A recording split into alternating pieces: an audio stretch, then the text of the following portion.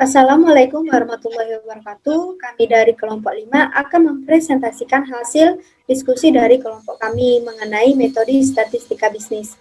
Kami terdiri dari 3 anggota. Yang pertama, saya sendiri, Dia Fadilah Ritonga dengan NIM 4122001072. Yang kedua, saya Zubni dengan NIM 4122001065. Yang ketiga, saya Nur Asikin dengan NIM 4122001073. Materi kami yang pertama itu mengenai definisi korelasi yang akan dijelaskan oleh saya sendiri. Definisi korelasi. Jadi korelasi ini merupakan istilah yang digunakan untuk mengukur kekuatan hubungan antar variabel. Analisis korelasi adalah cara untuk mengetahui ada atau tidak adanya hubungan antar variabel. Kekuatan hubungan antar variabel ini dapat dilihat dari hasil nilai koefisien korelasi. Nah, jadi koefisien korelasi ini merupakan indeks atau bilangan yang digunakan untuk mengukur keeratan, kekuatan, lemah, atau tidak ada hubungan antar variabel. Koefisien korelasi ini memiliki nilai antara -1 dan +1, dengan arti yang pertama, jika koefisien korelasi bernilai positif, maka variabel-variabel berkorelasi positif. Semakin dekat nilai ini ke +1, maka semakin kuat korelasinya. Nah, demikian pula sebaliknya, jika koefisien korelasi ini bernilai negatif, maka variabel-variabel berkorelasi negatif. Semakin dekat nilai koefisien korelasi ini ke -1, maka semakin kuat korelasinya. Demikian pula dengan jika koefisien korelasi ini bernilai 0, maka variabel-variabel tidak akan menunjukkan korelasi. Jika koefisien korelasi ini bernilai positif atau -1, maka variabel menunjukkan korelasi positif atau negatif yang sempurna. Ada beberapa jenis-jenis koefisien korelasi. Yang pertama, koefisien korelasi person digunakan untuk mengukur keeratan hubungan antara dua variabel yang datanya berbentuk data interval atau rasio. Yang kedua, koefisien korelasi Range-Spearman. Ini digunakan untuk mengukur keeratan hubungan antara dua variabel yang datanya berbentuk data ordinal atau data bertingkat. Yang ketiga, ada koefisien korelasi kontingensi. Koefisien ini digunakan untuk mengukur keeratan hubungan antara dua variabel yang datanya berbentuk data nominal atau bisa disebut dengan data kualitatif. Yang keempat ada koefisien penentu atau bisa kita sebut dengan koefisien determinasi, yang berarti penyebab perubahan pada variabel Y yang datang dari variabel X. Sebenarnya kuadrat koefisien korelasi ini dan koefisien penentunya itu menjelaskan besarnya pengaruh nilai suatu variabel atau variabel X terhadap naik atau turunnya nilai variabel lainnya.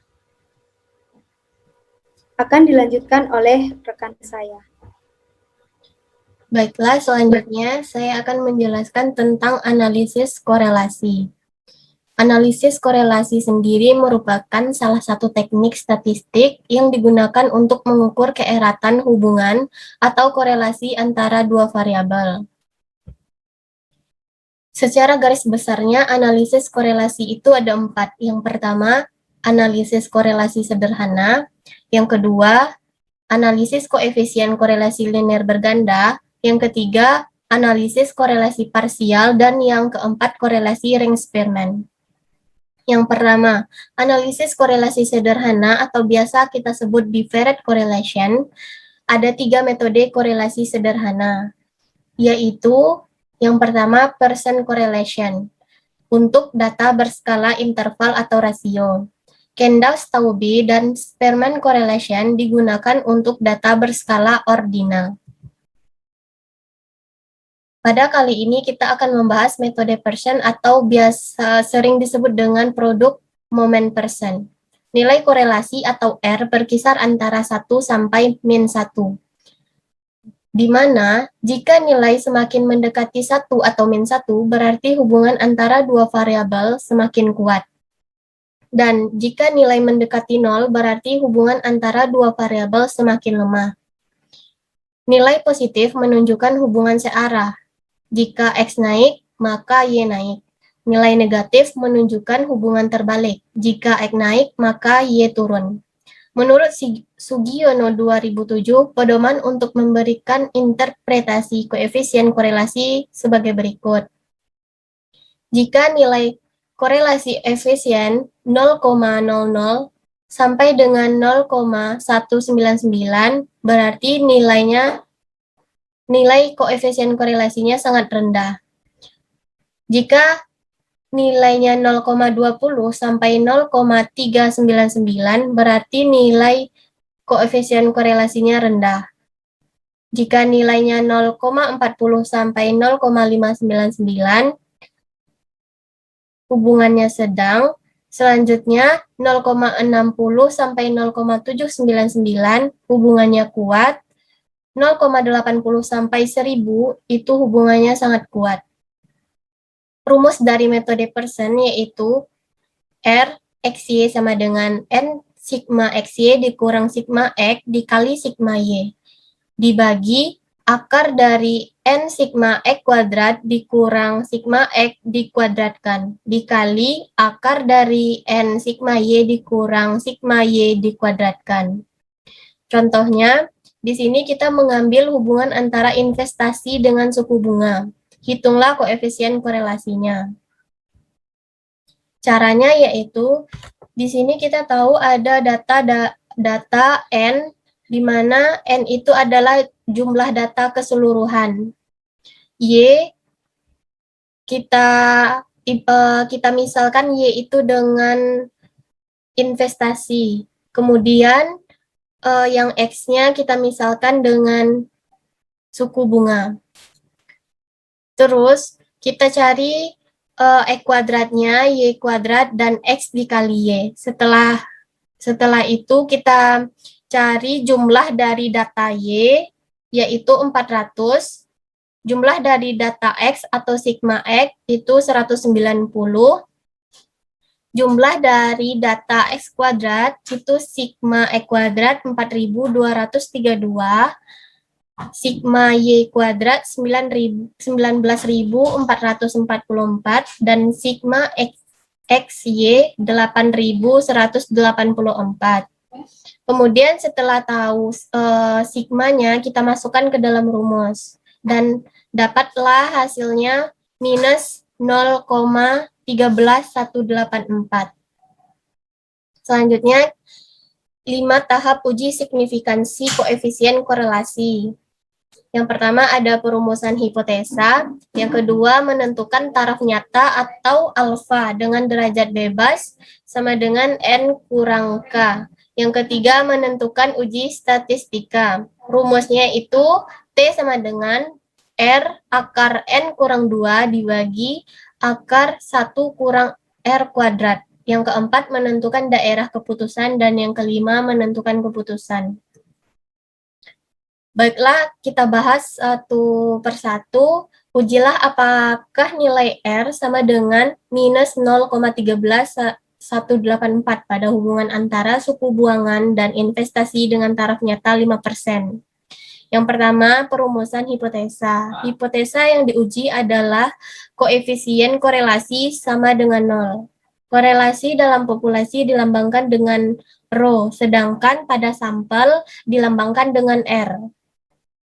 H0 dibagi rho sama di perumusan hipotesa ini kita akan mendapatkan dua hipotesis. Yang pertama, H0 dibagi rho sama dengan 0, dan yang kedua, H1 dibagi rho tidak sama dengan 0. Yang kedua, taraf nyata 5% untuk uji dua arah.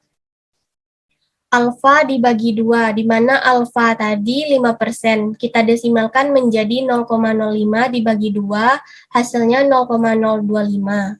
Dengan derajat bebas atau DF sama dengan N dikurang K, di mana N9 dikurang K, 2 sama dengan 7. Jadi nilai taraf nyata alfa dibagi 2 sama dengan 0,025 dan DF-nya 7 adalah 2,36. Selanjutnya, menentukan nilai uji T. T sama dengan R akar N kurang 2 dibagi akar 1 kurang R kuadrat. Masukkan nilainya, R sudah kita ketahui, minus 0,13184 dikurang N, 9 dikurang 2, dibagi akar 1 dikurang minus 0,13184 dikuadratkan. Hasilnya kita dapat minus 0,93103. Yang keempat, menentukan daerah keputusan dengan nilai kritis 2,36. Berdasarkan kurva dapat kita lihat bahwa minus 0,93103 H0-nya diterima karena mendekati min 1, sedangkan min 2,36 dan 2,36 itu melebihi min 1 dan 1.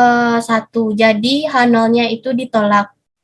Selanjutnya, nilai T hitung terletak pada daerah H0 diterima. Ini berarti bahwa populasi sama dengan 0 dan hubungan antara tingkat suku bunga dengan investasi lemah dan tidak nyata. Yang kedua, ada analisis koefisien korelasi linear berganda. Analisis ini adalah indeks atau angka yang digunakan untuk mengukur keeratan hubungan antara 3 variabel atau lebih.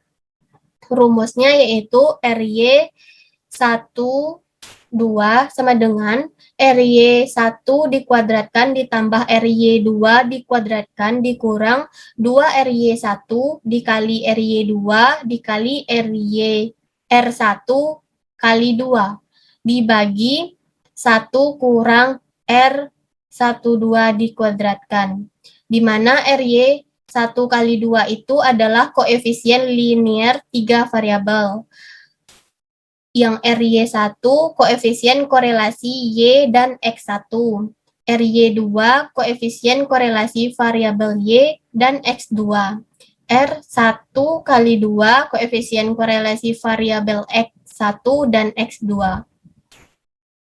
Di mana RY1 dapat kita lihat rumusnya yang ini, dan RY2 rumusnya yang ini, R12 rumus ini, dan RY12 rumusnya yang ini. Kita lanjut. Yang ketiga ada analisis korelasi parsial. Analisis korelasi parsial adalah indeks atau angka yang digunakan untuk mengukur keeratan hubungan antara dua variabel. Jika variabel lainnya konstanta, pada hubungan yang melibatkan lebih dari dua variabel. Koefisien korelasi parsial untuk 3 variabel dirumuskan oleh yang A, koefisien korelasi parsial antara Y dan X1 apabila X2 konstanta, yaitu rumusnya ini. RY12 sama dengan RY1 dikurang RY2 dikali R12 dibagi akar dari 1 kurang RY2 kuadrat dikali 1 kurang R12 dikuadratkan. Yang B, koefisien korelasi parsial antara Y dan X2 apabila X1 konstanta, rumusnya RY21 sama dengan RY2 dikurang RY1 dikali R12 dibagi akar dari 1 kurang RY1 kuadrat dikali 1 kurang R12 dikuadratkan. Yang ketiga ada koefisien korelasi parsial antara X1 dan X2 apabila Y konstanta.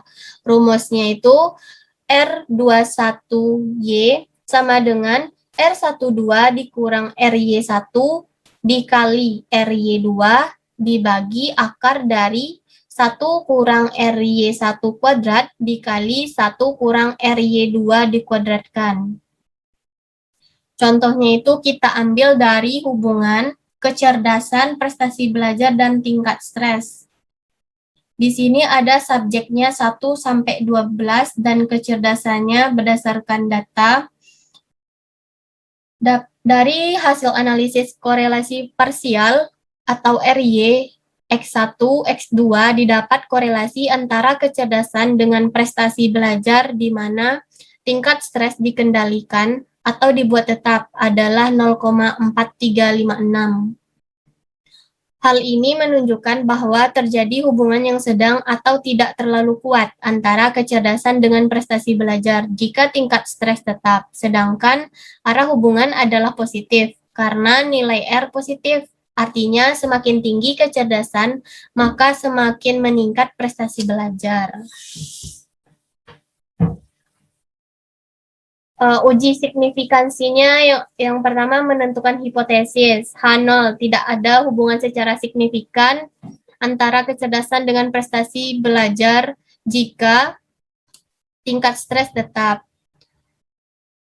HA, ada hubungan secara signifikan antara kecerdasan dengan prestasi belajar jika tingkat stres tetap. Yang kedua, menentukan tingkat signifikansi. Signifikansi 5% atau 0,05 adalah ukuran standar yang sering digunakan dalam penelitian. Yang ketiga, kriteria pengujian. Berdasarkan probabilitas, H0 diterima jika value besar dari 0,05. H0 ditolak jika rho value kecil dari 0,05. Yang keempat, membandingkan probabilitas. Nilai rho value 0,181 besar dari 0,05, maka H0 diterima. Kesimpulannya, oleh karena nilai rho value 0,181 besar dari 0,05, maka H0 diterima, artinya bahwa tidak ada hubungan secara signifikan antara kecerdasan dengan prestasi belajar jika tingkat stres dibuat tetap. Hal ini dapat berarti terdapat hubungan yang tidak signifikan, artinya hubungan tersebut tidak dapat berlaku untuk populasi, yaitu seluruh siswa SMA, tetapi hanya berlaku untuk sampel. Jadi dalam kasus ini dapat disimpulkan bahwa kecerdasan tidak berhubungan terhadap prestasi belajar pada siswa SMA. Selanjutnya yang keempat ada korelasi Ring-Sperman. Korelasi ini digunakan untuk mencari hubungan atau untuk menguji signifikansi hipotesis asosiatif dengan syarat bila masing-masing variabel yang dihubungkan berbentuk ordinal. Rumus dari korelasi Ring-Sperman yaitu rho sama dengan 1 dikurang dalam kurung 6 sigma BI kuadrat dibagi N di dalam kurung N kuadrat kurang 1. Rho itu koefisien korelasi Sperman-Rank. DI itu BI beda antara dua pengamatan berpasangan dan M total pengamatan. Contohnya, di sini ada 10 orang responden yang diminta untuk mengisi daftar pertanyaan tentang motivasi dan prestasi dalam sebuah kantor.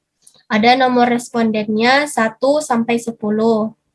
Kemudian nilai motivasi responden 1 atau dimisalkan dengan XI. Nilai prestasi dari responden 2 yaitu YI, peringkat dari XI, kemudian peringkat YI. BI dan BI2, di mana BI ini didapat dari XI dikurang YI, 1 dikurang 3, maka hasilnya min 2. Kemudian 5,5 dikurang 5, 0,5. Terus itu 7 dikurang 6,5 itu 0,5. Selanjutnya 3,5 dikurang 3, 0,5 dan begitu seterusnya ke bawah. BI kuadrat ini yaitu min 2 dikali min 2 hasilnya 4, 0,5 dikali 0,5 hasilnya 0,25, begitu seterusnya sampai ke bawah. Dan kita dapatlah jumlah dari BI ini 0, BI kuadrat itu 7. Untuk menetapkan peringkat dari XI dan peringkat dari YI, ini kan ada datanya. data dari X yang paling tinggi 9, maka dia yang peringkat 1. Kemudian peringkat keduanya kita lihat di sini yang 8, maka dia peringkat 2. Kemudian itu yang peringkat 3-nya kan 7. 7 ada 2. Jadi untuk di sini kan ada nilai 7 jumlahnya 2. Mestinya peringkatnya kalau diurutkan ada peringkat 3 dan 4. Tetapi karena nilainya sama, maka peringkatnya dibagi 2, yaitu 3 ditambah 4 dibagi 2, sama dengan 3,5. Maka yang nilai 7 ini mendapat masing-masing peringkatnya 3,5. Begitu juga pada YI. Di sini pada YI ada nilai 8, jumlahnya 3. Mestinya peringkatnya adalah 2, 3, 4. Tetapi karena nilainya sama, maka peringkatnya dibagi 3, yaitu ditambahkan dulu 2 tambah 3 tambah 4 dibagi 3, sama dengan 3. Jadi yang nilai 8 ini mereka mendapat masing-masing peringkat 3.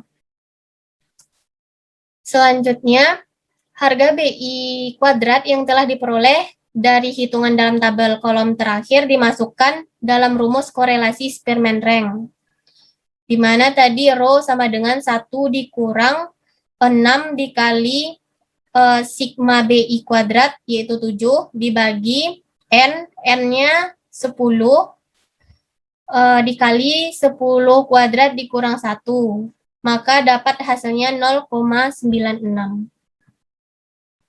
Sebagai interpretasi, angka ini perlu dibandingkan dengan tabel nilai-nilai rho. Dari tabel itu terlihat bahwa untuk N sama dengan 10, dengan derajat kesalahan 5%, diperoleh harga 0,648 dan untuk 1% 0,794. Hasil rho hitung ternyata lebih besar dari rho tabel. Derajat kesalahan 5%, yaitu 0,96 besar dari 0,648. Derajat kesalahan 1%, 0,96 besar dari 0,794. Hal ini berarti menolak H0 dan menerima H alfa. Selanjutnya akan dilanjutkan oleh rekan saya. Selanjutnya saya akan menjelaskan analisis korelasi data tunggal dan data berkelompok. Yang pertama, A. Analisis korelasi data tunggal. Terdapat 2 jenis variabel korelasi data tunggal, yaitu A. Variabel terikat atau biasa disebut dengan dependent variabel atau response variabel, adalah variabel yang nilainya akan diramalkan dan biasanya diplot pada sumbu tegak, sumbu Y. Yang B, variabel bebas, biasanya disebut dengan independent variable atau explanatory variable, adalah variabel yang diasumsikan memberikan pengaruh terhadap variasi variabel terkait dan biasanya diplot pada sumbu datar, sumbu X.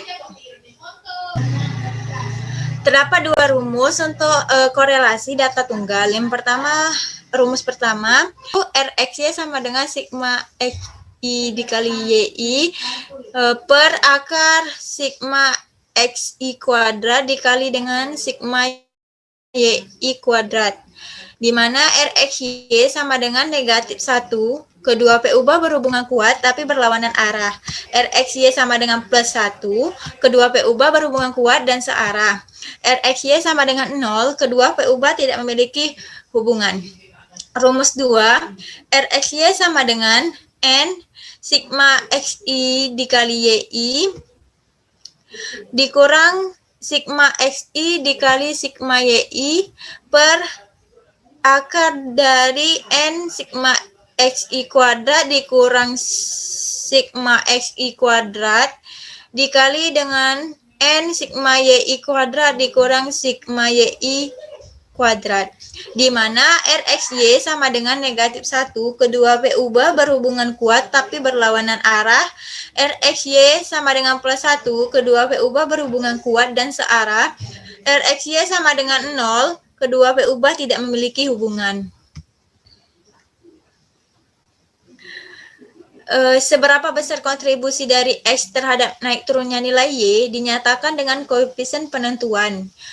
Biasanya disebut dengan KP, di mana rumus KP sama dengan R kuadrat. Misalkan R sama dengan 0,9, maka koefisien penentuannya sama dengan 0,9 dikuadratkan sama dengan 0,81, kemudian dipersenkan menjadi 80%. Maka besarnya sambungan variabel X terhadap naik turunnya Y adalah 81%, sedangkan 19% disebabkan oleh faktor lainnya. Untuk menentukan 19% ini, dikarenakan kalau persen itu adalah 100, maka 100 itu dikurang dengan 81, maka dapatlah hasilnya 19%. Berikut ini adalah contoh data persentase kenaikan biaya iklan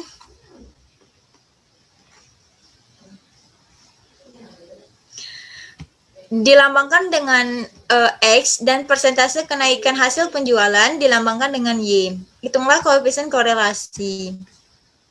Berikut ini adalah data-datanya.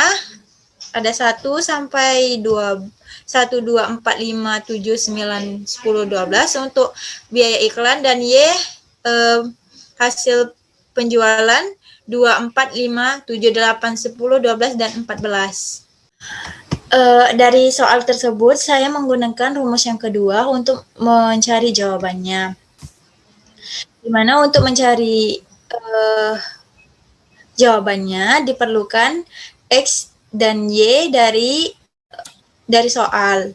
Setelah itu kita kuadratkan bagian X dan bagian Y. Lalu dikali untuk menentukan kuadratnya itu kita lihat di bagian X-nya 1 dikuadratkan menjadi 1. Lalu 2 kuadrat hasilnya 4, 4 kuadrat hasilnya 16, begitu seterusnya sampai ke bawah. Dan untuk Y kuadrat sama seperti X kuadrat, tinggal dikuadratkan saja. 2 kuadrat sama dengan 4, 4 kuadrat sama dengan 16, 5 kuadrat sama dengan 25, begitu seterusnya sampai ke bawah. Nah, setelah itu kita kalikan bagian X dan Y. 1 dikali 2 hasilnya 2, 2 dikali 4 sama dengan 8, 4 dikali 5, 20, begitu seterusnya sampai ke bawah. Lalu dijumlahkan semua bagian kolom ini dan dimasukkan ke bagian rumus seperti yang tertera di slide. Setelah dimasukkan semua jumlah tersebut di dalam rumus, maka dapatlah hasilnya RXY sama dengan 0,99. Dapat disimpulkan bahwa hubungan antara X dan Y sangat kuat dan positif, artinya kenaikan biaya iklan pada umumnya menaikkan hasil penjualan. Koefisien penentuan sama dengan R kuadrat, karena hasil RXY-nya 0,99 dikuadratkan menjadi 0,98, dipersenkan menjadi 98%. Artinya sumbangan biaya iklan terhadap naik turunnya hasil penjualan adalah 98%, sedangkan sisanya 2% disebabkan oleh faktor-faktor lainnya seperti harga daya beli masyarakat.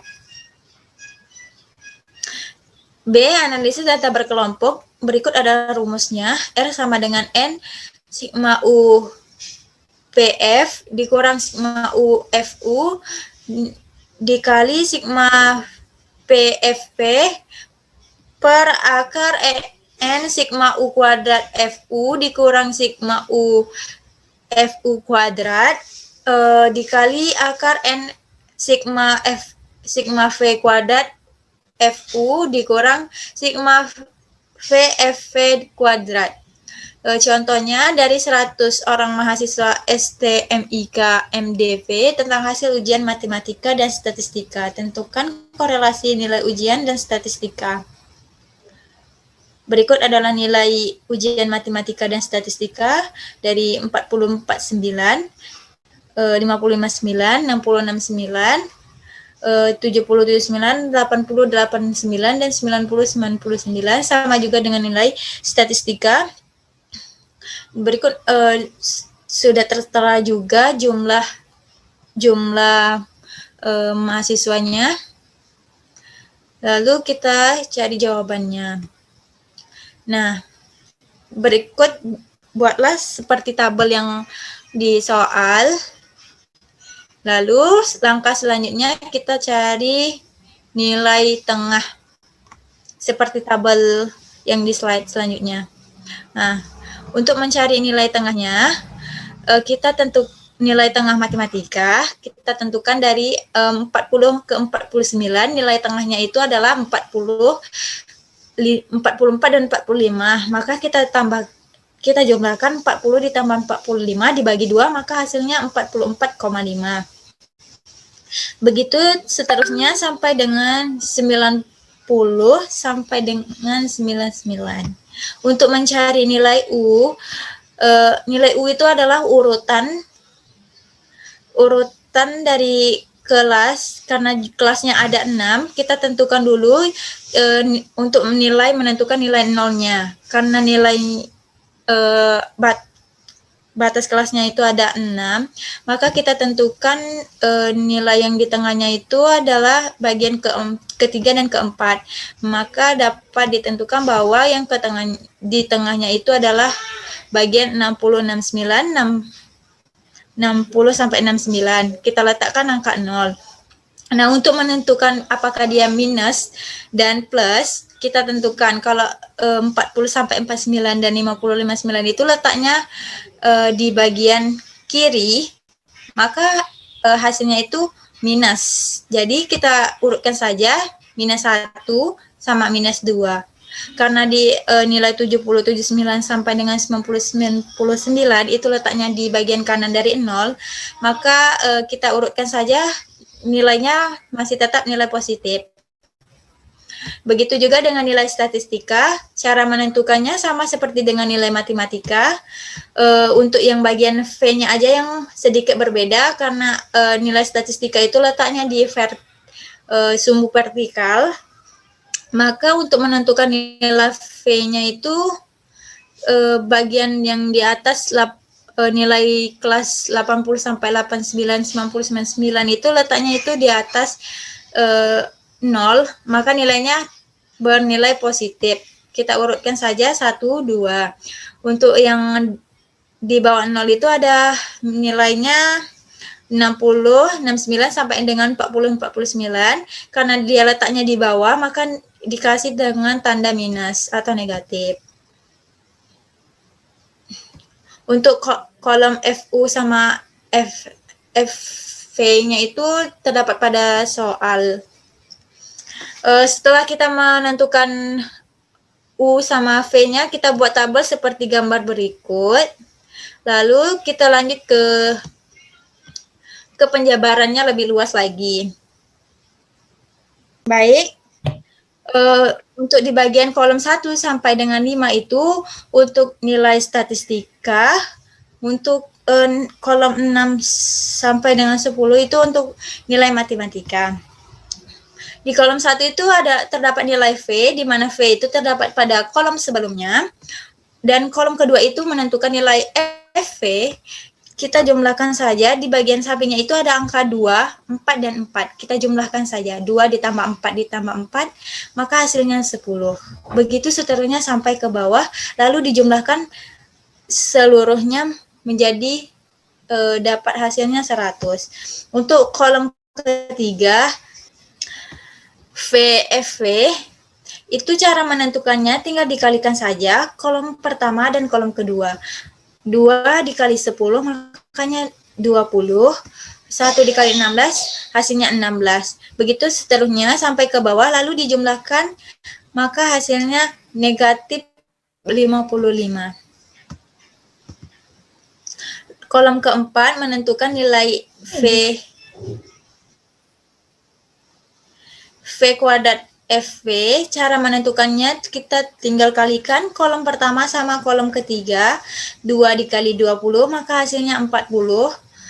Begitu seterusnya sampai ke bawah, lalu dijumlahkan mendapatkan hasil 253.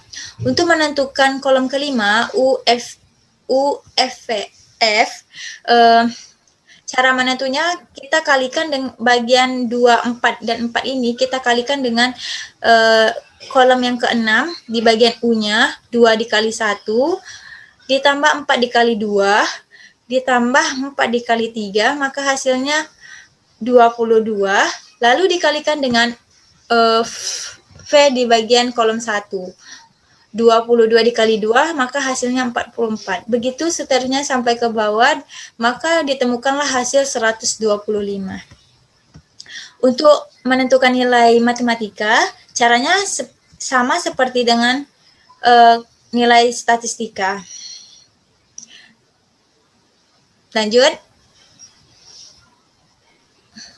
Dapat disimpulkan dari penjumlahan di atas, N sama dengan 100, sigma U VF sama dengan 125, sigma U FU 64, sigma VFP sama dengan 55, sigma U kuadrat FU 236, sigma V kuadrat FV sama dengan 253. Lalu kita masukkan ke dalam rumus. Setelah itu mendapatkanlah hasil 0,77. Hubungan antara nilai matematika dan statistik kuat dan positif. Artinya nilai matematika yang diperoleh mahasiswa akan mempengaruhi nilai statistika. Pada umumnya, mahasiswa dengan nilai matematika yang rendah akan memperoleh nilai statistik yang rendah. Demikian sebaliknya, mahasiswa dengan nilai matematika yang tinggi akan memperoleh nilai statistika yang tinggi pula.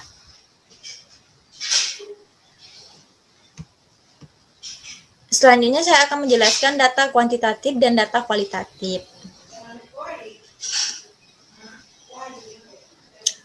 Data kuantitatif adalah jenis data dalam penelitian yang dapat diukur, dihitung, serta dapat dideskripsikan dengan menggunakan angka. Biasanya data kuantitatif diperoleh ketika melakukan penelitian yang bersifat statistik.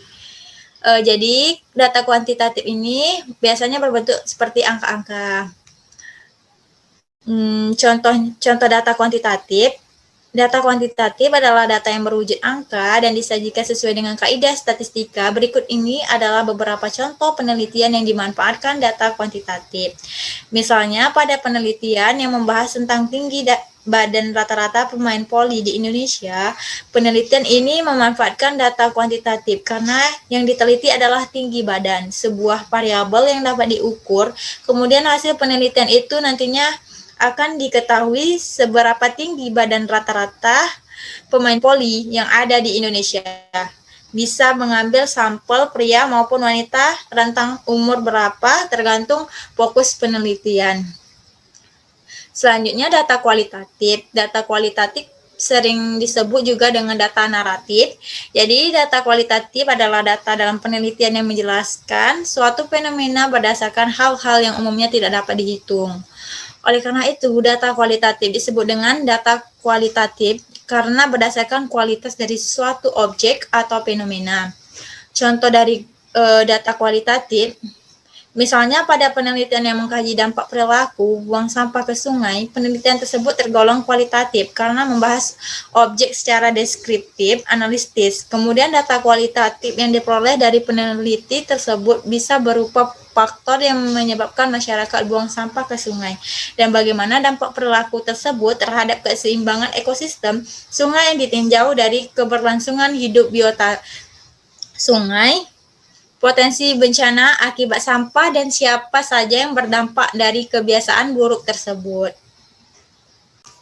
Cukup sekian hasil dari presentasi kami. Jikalau ada salah-salah kata dalam penjelasan dari materi kami ini, kami mohon maaf. Wassalamualaikum warahmatullahi wabarakatuh. Terima kasih.